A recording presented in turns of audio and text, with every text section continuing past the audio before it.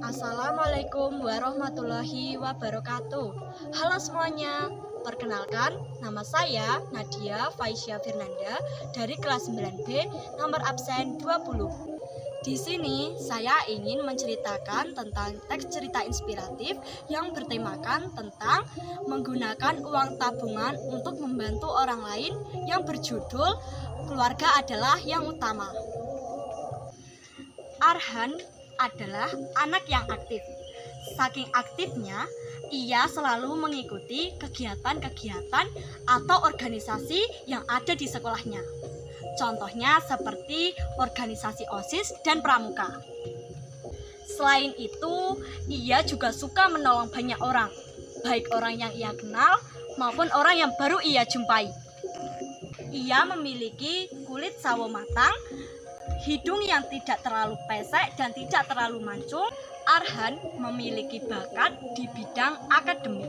Hampir setiap ada lomba Olimpiade Bahasa Indonesia, ia selalu diikut sertakan dan tentunya menjadi juara.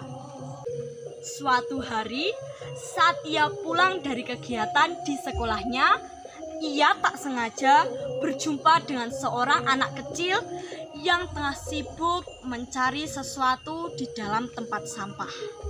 Arhan menghampiri anak tersebut. "Hai dek, sedang mencari apa kamu?" tanya Arhan kepada anak itu. Anak itu menoleh ke belakang dan melihat Arhan yang sedang berdiri di depannya. "Tidak kak, aku hanya mencari makanan saja. Aku tidak berniat untuk mencuri apapun di tempat sampah ini," jawab anak itu dengan penuh ketakutan. Arhan bingung apa yang diucapkan anak ini. Padahal Arhan hanya bertanya, "Sedang mencari apa di sini?" "Dek, aku bukan orang yang ingin menangkapmu. Aku Arhan, namaku adalah Arhan.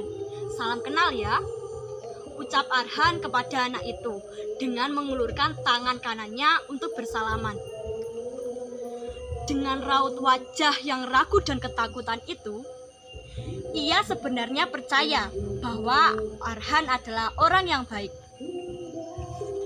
"Iya kak," balas anak itu dengan uluran tangan kanannya. "Nama kamu siapa? Dan kenapa kamu mencari makanan di tempat sampah?" tanya Arhan sekali lagi. "Namaku Anton kak.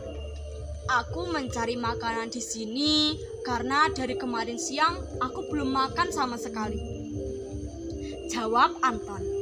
Arhan terkejut mendengar jawaban dari Anton. Bagaimana bisa seorang anak kecil ini yang umurnya jauh lebih muda dari dia kuat menahan lapar dari kemarin siang? "Anton, kamu tunggu di sini dulu ya. Jangan kemana-mana, aku akan segera kembali," ucap Arhan kepada Anton.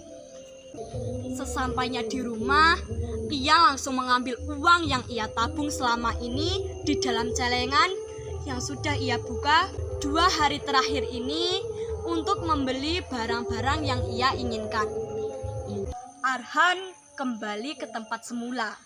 Ia melihat Anton yang terus memegangi perutnya karena menahan lapar.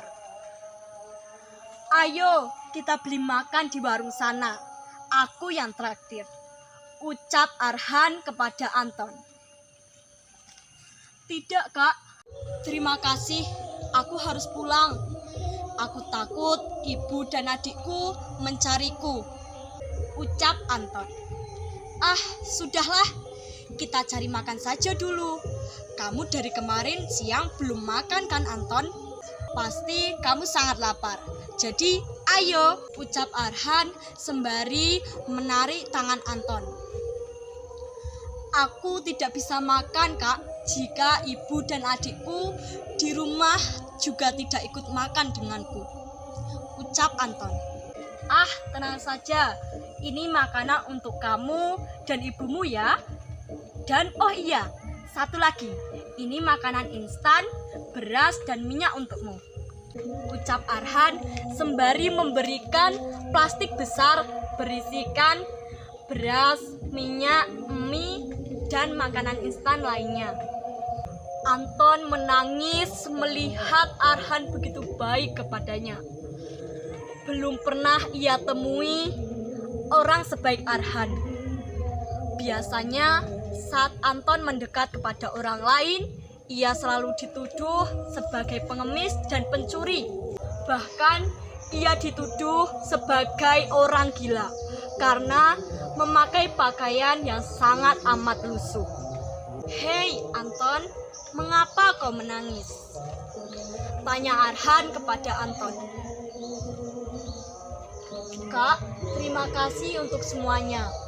Aku menangis karena aku teringat ibu dan adikku di rumah sedang sakit. Jadi, aku yang harus bekerja dan mencari barang bekas untuk dijual.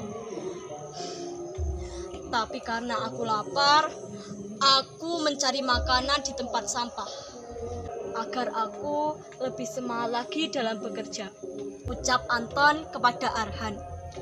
Arhan mencoba untuk tidak menangis saat mendengar cerita tentang Anton tentang kisah hidupnya yang malang ini. Anton begitu menyayangi ibu dan adiknya. Di saat ia sedang menahan lapar dan harus mencari barang bekas untuk dijual, ia selalu teringat kepada ibu dan adiknya yang menunggu di rumah. Arhan bersyukur karena ia masih diberikan kesehatan, ilmu yang baik, dan keluarga yang selalu ada untuk dirinya.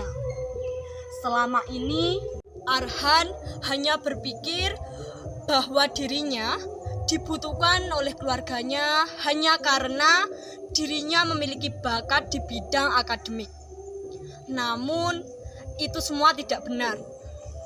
Keluarga kita akan selalu ada untuk kita dan terus menyayangi kita saat kita terpuruk dan terjatuh sekalipun. Begitu berharganya keluarga bagi Arhan dan juga Anton. "Terima kasih banyak, Kak," ucap Anton. Arhan hanya membalas dengan anggukan kepala. "Semoga ibu dan adikmu segera diberi kesembuhan oleh Allah Subhanahu wa Ta'ala ya. Amin," ucap Arhan kepada Anton. "Amin. Terima kasih banyak sekali lagi, Kak," ucap Anton sekali lagi untuk berterima kasih kepada Arhan. Cerita yang saya bacakan tadi, teman-teman. Apa pesan moral yang dapat kalian petik dari cerita tersebut? Betul sekali.